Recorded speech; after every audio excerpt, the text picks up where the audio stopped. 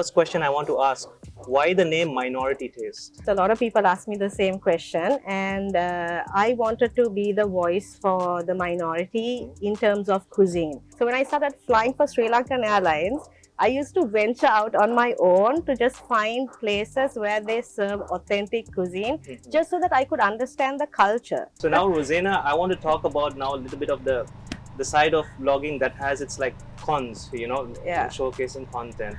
Yeah. What's anything negative that has happened when you posted any type of content, maybe with another vlogger or from your own channel? Yeah, of course. I think acceptance was a major low in Sri Lankan, with my fellow Sri Lankans. It was.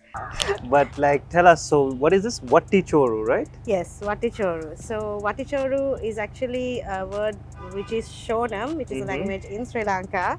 It's Tamil and Sinhala together. It's a mix, but it means rice in a vatti.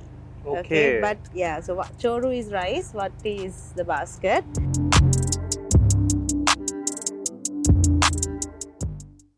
Welcome to this special program. I'm Azhar and I have with me a very, very special guest.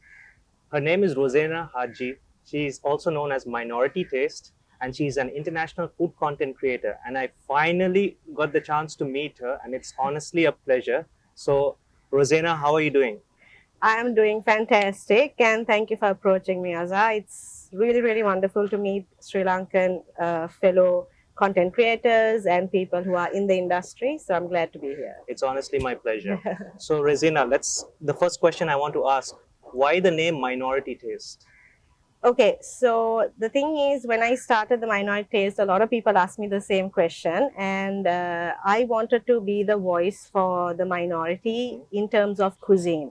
Now, I know because I'm Muslim, a lot of people think that I'm only speaking on behalf of the Muslims, but actually I've done a lot of work with people from the village, then the Vedda community. So they all fall under the minorities, then the Tamil community. So I work with a lot of, from all religions, but I am mainly the voice for underrated and, severely under, what do you call, like, cuisine that is pushed under the rug, especially in Sri Lanka. Very low profile, low key, but very underrated. Very underrated, not low profile as such, because in those certain villages, that is their main cuisine and that is their main food. But it's not known and people don't give it much prominence because it's coming from like a village or it's coming from another minority sector. So that is what I wanted to do. I wanted to be the voice for that type of cuisine. I exactly agree with you, Ruzaina, because I didn't even know like certain cuisines existed in our country. When I saw the episode with the Veddas you did with Mark Queens, okay, honestly, even like it blew my mind that we had such a community. And you also, it's like you said, you're a Muslim who discovered that food. Like you found that food and you wanted to showcase it to someone like Mark Queens, and you brought it on like a global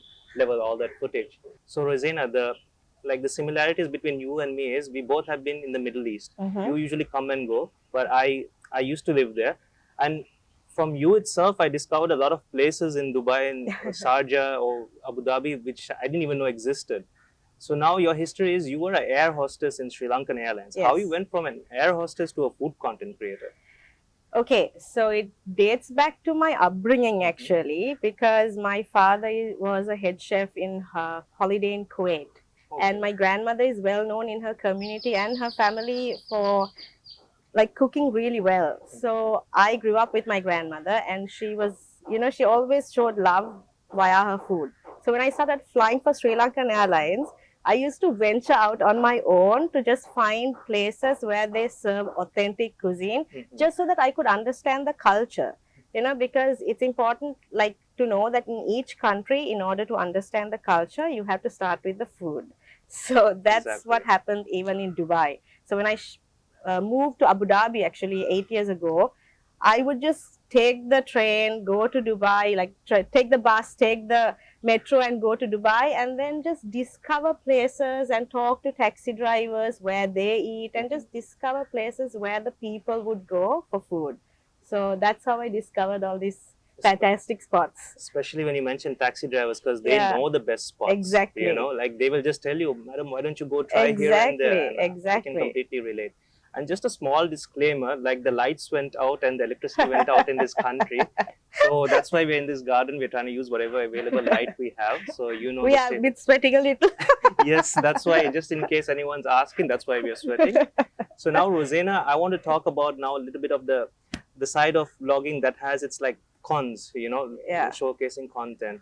Yeah. What's anything negative that has happened when you posted any type of content, maybe with another vlogger or from your own channel? Yeah, of course. I think acceptance was a major low in Sri Lankan, with my fellow Sri Lankans. You know, it was quite surprising because some of my school friends also are like totally against what I was doing, and especially when I did certain meat items with Yeah. my grandmother. These are traditional food. We grew up eating that. My grandmother, my great grandparents, and all our community, not only one sector, a lot of people have been eating that. And there was a lot of backlash, and there was a lot of really bad comments on my YouTube channel. Some of them were so bad that, you know, I couldn't even believe it. So that sort of put me off just for a second. But then my friends like Mark Wyans and Trevor James, they were pushing me. They said, no, don't, you are doing something right, and that is why we came to you. Because Mark Wyans actually came to Sri Lanka before, Yeah. and he had no idea about these kind of cuisine that existed in Sri Lanka. Only when he saw it in my channel, he was like, listen, I want to come back to Sri Lanka just to discover these kind of things. So acceptance was really, really bad. But now I think people are coming to terms with, you know, everybody's culture, I guess. Exactly, I agree with you, because there's a lot of underrated food in Sri Lanka. Yeah. For example, with the Vedas, you showed that they were eating deer meat itself, Yeah. you know. So this is just And they hunt it, by mind you, because they have all the legal rights to do it. Exactly. So these are delicacies, you know. Yeah. Like each country shouldn't, like, you know, even our own people, they shouldn't judge about this. Yeah, you know? it's their own culture, you know. We are not telling people to do that. We should just accept the fact that that is their culture. Exactly. So now, Ruzaina, a few weeks back, you posted a picture of your grandmother. I think you all were both having some high tea Yes. food. Talk to us about that story. I saw the caption, but why don't Okay. you talk to the viewers about that story you had? No, it's like a very, it was kind of a flashback moment for me, because my grandmother and my page was selected by TripAdvisor for where to eat in Sri Lanka. So they featured me and my grandmother on people to look out for when you're traveling to Sri Lanka. So it was something like a flashback, because I remembered, like, as a kid, we were not very rich, right? Neither were we poor. But so we went to, like, when I was 7 years old, I won this dance competition, and then I got like a voucher from a very big hotel in Colombo. And this was back in the 90s, right? So in the 90s, a lot of people don't take the trishaw to the hotel. Yes. So my grandmother and I, we made a booking. We called the hotel and we said we are coming for lunch or I think it was lunch, and we took the bus, and then we took the trishaw to the hotel. So when we got off the hotel, they were not very pleased, because like a grandmother and a small child getting off a trishaw, and then when we walk into the hotel, the doorman kind of followed us, and then he went and whispered something onto the reception, the ears of the receptionist, and then we were not basically welcome at that hotel too. So these are kind of things that happens, I guess, in Sri Lanka, but not anymore, I hope. So when we got this feature, I was like, I mean, that day when we were not welcome, my grandmother just sort of took me out of the hotel, and she was like, don't worry, because I guess I was like 7 or 8 years old. I guess I was really disappointed, because we were looking forward to going and having this meal at this hotel, and my grandmother was like, don't worry, you know, I know places where the food is much better. And that was my first experience of having street food in a small corner shop in Colombo. Interesting. So yeah, so I will never forget that. So ever since that day, we would like go all around Sri Lanka, and then we would like eat in like these small little shops. And that's I think my initial love for street food came about. And then now today we have been featured on TripAdvisor. So I guess it's a very, very sweet twist Bittersweet, to a story. humble beginnings. Yes, exactly. Bittersweet, humble beginnings. And then It was really surprising, and I'm really proud of that moment. So I'm honestly, I feel that incident may trigger something in you to like for your love of food. yeah, you know? exactly, exactly. So, what is like your favorite cuisine? Top three.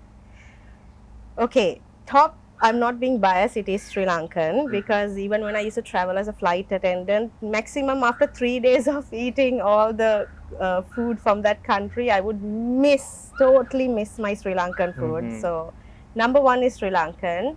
Number two is Korean food, and number three is Thai cuisine.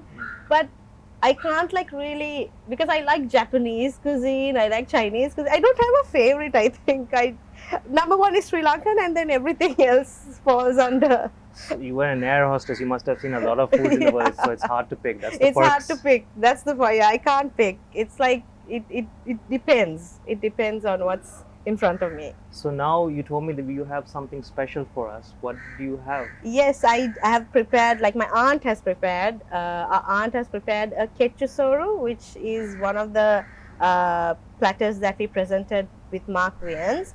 A lot of people think that it's just rice and then different kinds of seafood put on top. But the thing is, each item is specifically cooked Has some in a history. way. Yes, it is. It is cooked in a particular way it's a family recipe and it's a traditional recipe. So it's cooked in a certain way that it tastes really, really good. And right after this Mark Vian's video, a lot of businesses popped up with this ketchusoru. So this is what I wanted, for people to know and identify other types of cuisine and then to feature it to the world. So, well, Rosanna, I can't wait to try it. Let's go try it right now. Let's go.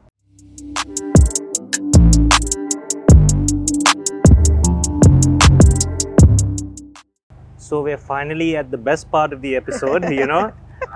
But like, tell us, so what is this Wattichoru, right? Yes, Wattichoru. So Wattichoru is actually a word which is Shonam, which is a language in Sri Lanka.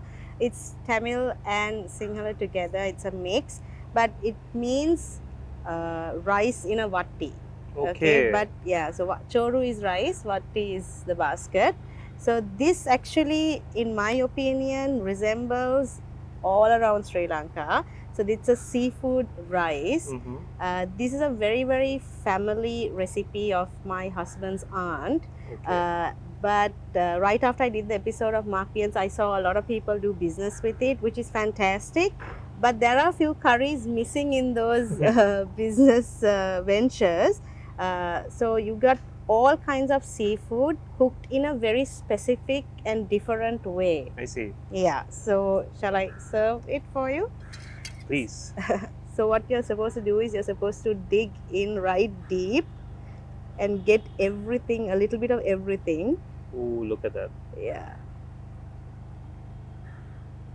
Okay. And So then we got some rice, some yes. pol sambal, I see, some prawn curry. Yeah, so there's rice, there's fish, chili fish, there's potato, there's aubergine, there's polmellung, and there is fried fish, fried prawns. There is a lot of things which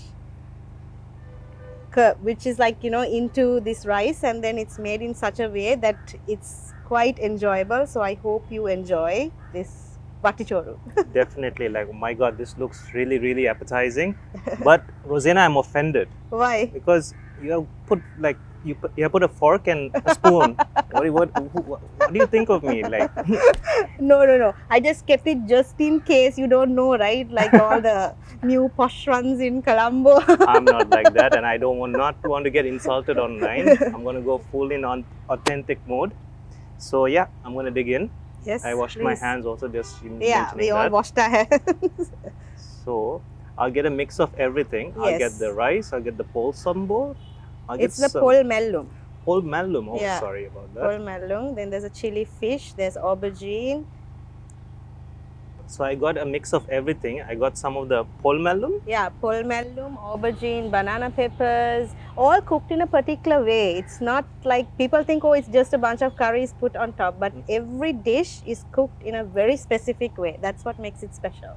So enough talking. I'm just going to try it out.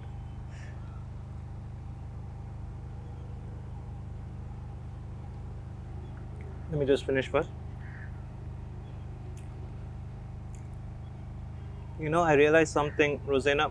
The thing about Sri Lankan cuisine is when you mix it all together, Yeah. it's bomb. It's amazing. Yes, You exactly. know, this is amazing. Now, I'm not gonna get too into it right now because that I'm gonna do after the camera. But honestly, Ruzaina, it's a pleasure. I can't wait to dig in all Thank of this. you. So guys, I'm going to enjoy the rest of the meal. And if you want to see the Sinhala version of this on Lanka Deepa, you can see my friend Thamod. He'll be interviewing her as well for the Sinhala version. And again, Ruzaina, I'm going to dig into this, you know. And thank you again for hosting us today. It was a pleasure. And it's also like, it's been one of my like dreams to actually meet you because Oh. you made me be into the whole food scene, like, you know, like you're one of the reasons that make me want to continue because you're one of the first Sri Lankan content creators. So it's an Okay. honor meeting you. Thank you And- so much. And it was a pleasure. It was my pleasure as well. Thank you for having me. We guys hope you enjoyed this special program.